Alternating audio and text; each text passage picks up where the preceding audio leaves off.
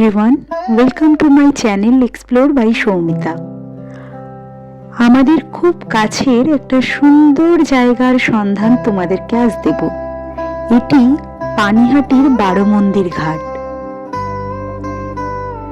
এই সুন্দর জায়গাটার বিস্তারিত জানতে তোমাদের পুরো ভিডিওটা দেখতে হবে।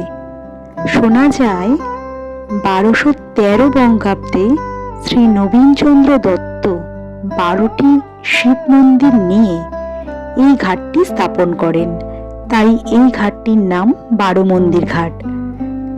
ঘাটের পাশে 12টি শিবলিঙ্গ আছে, যেগুলো নীলকণ্ঠী কোষ্ঠী পাথর দিয়ে তৈরি।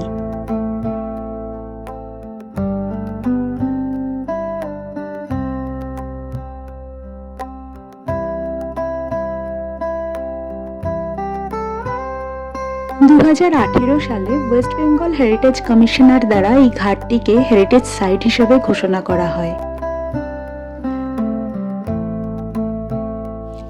গঙ্গার পাড়ে প্রতিষ্ঠিত একসাথে 12টি শিব মন্দির দর্শন করার জন্য একবার তোমরাও ঘুরে দেখো পানিহাটির 12 শিব মন্দির।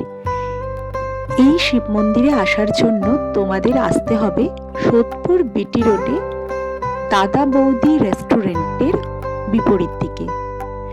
দাদা বৌদি রেস্টুরেন্টের বিপরীতে টোটো ধরে চলে আসতে হবে এই মন্দির ঘাটে।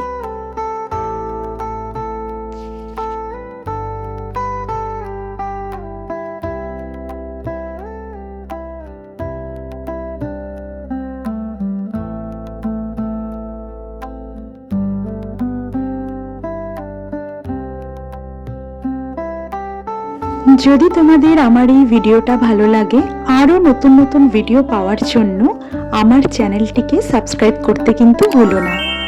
একটা লাইক অ্যান্ড শেয়ার করে দিও।